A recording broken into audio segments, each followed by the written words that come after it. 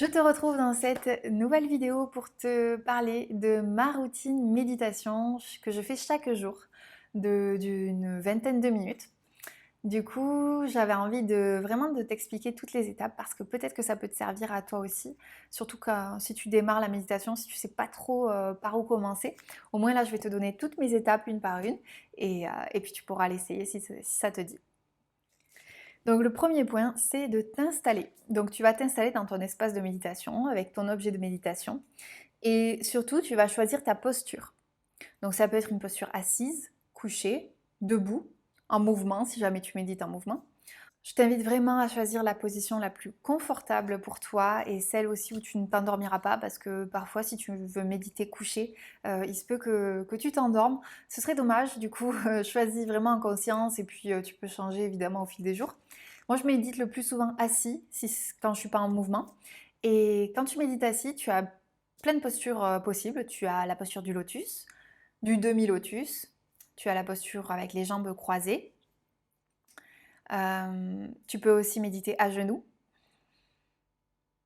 Vraiment, tu médites de la façon que tu veux. La seule chose que je te recommande vivement, c'est ton alignement. C'est trop important et essentiel d'avoir ta colonne vertébrale pleine, parfaitement alignée avec ta tête aussi. Voilà. Donc, en général, si on veut un alignement parfait, on baisse un petit peu le menton. Pas comme ça, pas rentrer non plus, mais on le baisse un petit peu pour que la tête soit en continuité de la colonne. Pareil au niveau du plancher pelvien, c'est ultra pratique et très confortable d'ailleurs de se mettre un petit coussin sous les fesses. Donc ça élève ton bassin et ça fait que tes genoux sont un petit peu plus bas que ton bassin. Donc ça c'est super au niveau de la circulation des énergies, c'est très intéressant aussi au niveau du confort. Et puis, ça te permet d'être dans cet alignement parfait de ta colonne pour que toutes les énergies circulent, que les informations circulent aussi et que tu médites vraiment en pleine connexion, quoi. Au niveau de ta posture, tu peux aussi choisir des mudras. Donc, c'est du yoga des mains, ce sont des gestes que tu fais avec tes doigts et tes mains. Il existe plein de mudras, je vais te mettre, je pense, un petit PDF en dessous de la vidéo pour te montrer quelques-uns des mudras. Le plus connu, c'est le Dhyan Mudra. Voilà. Donc ils ont tous leur signification, je te laisserai découvrir ça dans le PDF.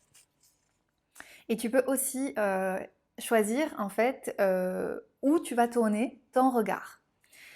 Donc même si tu as les yeux fermés, tu peux orienter ton regard quelque part. Moi, généralement, j'ai fait le geste intuitivement, je l'oriente vers mon troisième œil. Donc c'est-à-dire que je regarde physiquement, là, je regarde mon troisième œil à l'intérieur. Mon troisième œil qui est la porte de mon intuition. Donc ça m'aide vraiment à me connecter à ce que je suis en train de faire là, à la méditation.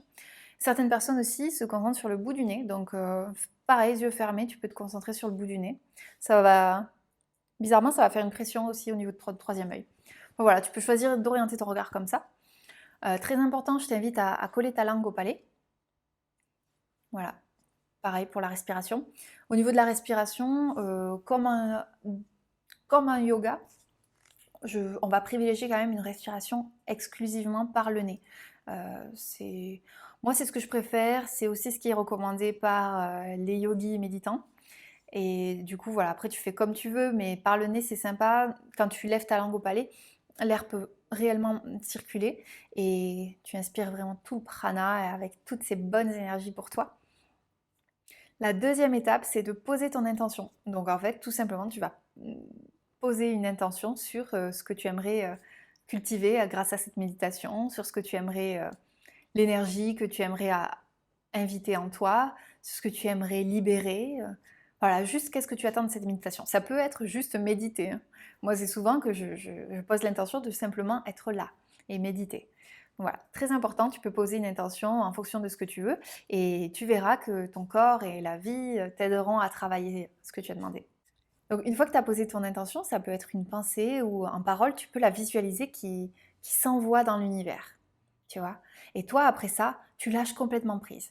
Tu n'as plus du tout d'attente par rapport à cette intention puisque ça y est, tu l'as envoyée dans l'univers, c'est bon, elle est en chemin, elle est en train de se manifester, elle est en train d'arriver.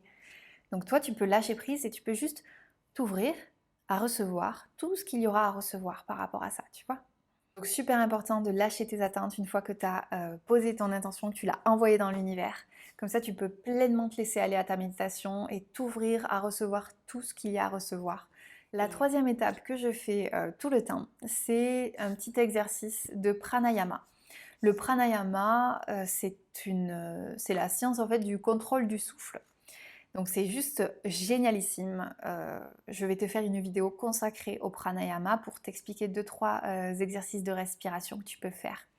C'est trop bien de commencer par ça parce que, bon, déjà, ça va te relaxer, te préparer à la méditation, mais en plus, la respiration, selon comment tu vas la contrôler et l'amener à faire telle ou telle chose, va induire en toi certains états.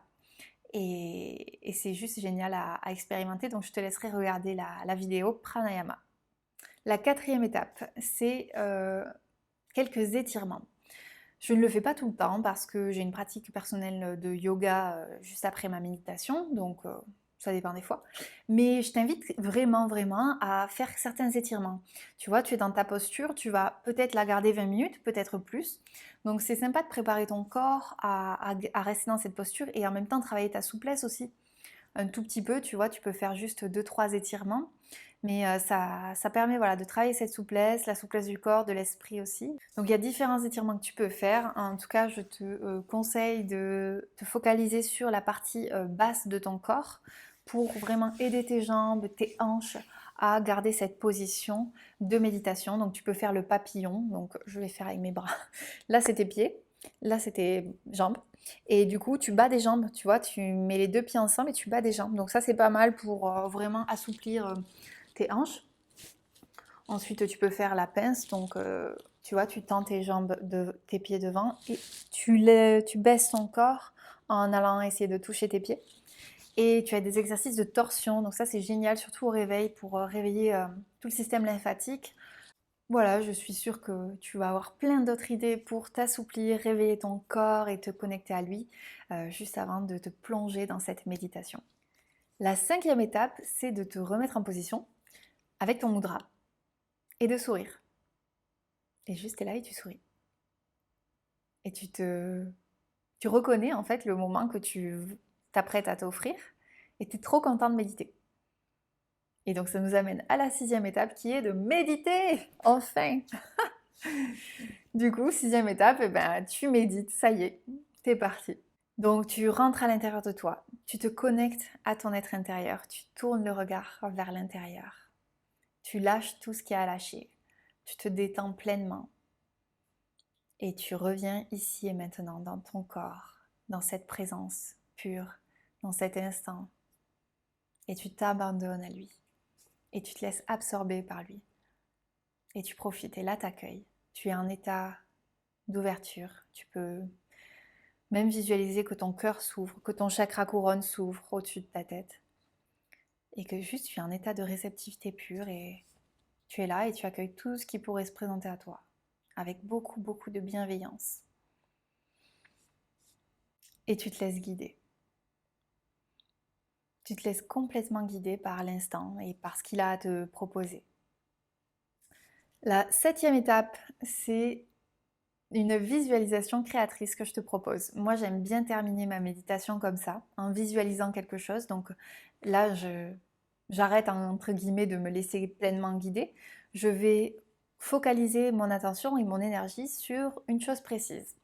Donc je te propose différentes options.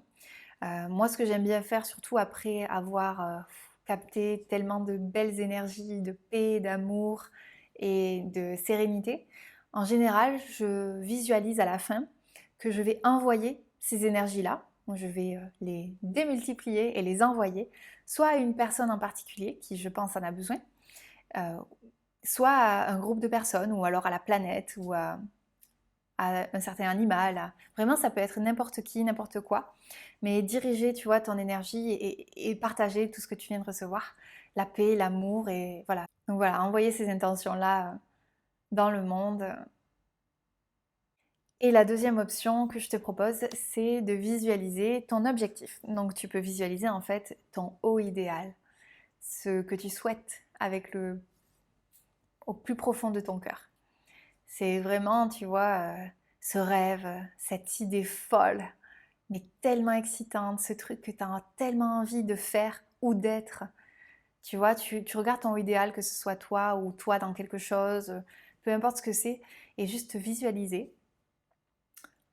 en train d'être ce haut idéal, en train de vivre ce haut idéal. C'est ça la visualisation créatrice, c'est de te mettre dans l'état de. Donc j'ai mon haut idéal, je suis en train de ressentir tout ce que ce haut idéal me permet de ressentir. Je suis en train de le faire vibrer dans toutes mes cellules. Je le sens vibrer partout, partout en moi. Et j'imprime très fort dans tout mon corps, dans tout mon esprit, dans tout mon cœur, j'imprime sa vibration. Tu vois, quand tu visualises que tu intègres et que tu incarnes cette vibration-là. Et ça va aider ta vie à s'aligner sur cette vibration que tu aimais. D'où l'importance de visualiser ce qu'on souhaite vraiment du plus profond de notre cœur et pas autre chose. Et enfin, pour terminer, la 8e étape. À la 8e étape, tu ouvres tes yeux, tu as terminé ta visualisation créatrice et du coup, tu es prêt à reprendre ta journée. Mais juste avant, je te propose de prendre un petit journal. Et donc, tu prends ton journal, c'est ton journal de méditation et tu vas écrire tout ce qui s'est passé ou tout ce que tu as envie d'écrire. Ça peut être ce que tu as ressenti dans ton corps, dans ta tête, ça peut être ce que tu as vécu, si tu as voyagé, si tu as reçu des messages, si tu as eu des idées. Ça peut être tes gratitudes, mon Dieu, écris-les. Tu sais, quand tu vas sortir de ta méditation, de cet état méditatif, de cet état de plénitude, tu vas avoir le cœur rempli de gratitude. Tu vas être tellement reconnaissante de ce qui vient de se passer, de ce que tu ressens là maintenant. C'est trop bien, c'est trop agréable. Et du coup, note-les, vas-y, je t'en prie, mets-les dans la matière. Écris tes reconnaissances, écris tes gratitudes, écris ce que tu as vécu. C'est trop agréable. Franchement, tu vois, le journaling, écrire tout ça, c'est quelque chose que je connaissais un petit peu depuis longtemps. Mais je n'avais pas vraiment essayé et finalement, je t'invite sérieusement à l'expérimenter. Ça fait un bien fou, ça fait un bien fou. Et puis ça sert aussi à mettre en matière tout ce qui s'est passé et du coup à le rendre encore plus réel, tu vois, à le rendre encore plus palpable dans ta réalité maintenant, notamment les idées que tu peux avoir. Moi, c'est très très souvent que c'est en méditation que j'ai des idées et du coup je les note de suite et puis après je m'affaire à les créer et à les réaliser et c'est trop trop bien. Donc voilà, je t'invite à faire ça, c'était la 8e et dernière étape, ton journal de gratitude et de méditation. Dans ton journal, tu peux aussi pratiquer de l'écriture intuitive. Donc, par exemple, si tu sors de ta méditation, mais que tu es vachement bien et tu aimerais bien, tu vois, encore cultiver cet état méditatif, en faisant de l'écriture, tu peux. Donc, en gros, tu restes dans cet état de réception totale, tu demandes ce que tu as demandé ou juste à être guidé à écrire quelque chose, un message pour toi, ou une réponse à une question, ou n'importe quoi sur un thème qui te plaît. Et tu prends ton stylo et tu te laisses écrire. Tu te laisses écrire complètement tout ce qui te vient, même si ça n'a pas de sens, même si la phrase est mal construite selon toi, etc. C'est ça l'écriture intuitive, c'est tu écris tout ce qui sort là maintenant. Tout ce que tu reçois, ça sort de suite. C'est trop intéressant à faire et super amusant comme exercice. Donc je te propose d'essayer. Et n'hésite pas à me dire en commentaire d'ailleurs tout ce que tu as vécu, si tu as testé toute la routine, si tu as testé l'écriture intuitive, ce que tu as aimé, ce qui a été peut-être plus compliqué, je sais pas. En tout cas, écris-moi tous tes ressentis. Ça me ferait trop trop trop plaisir de les connaître.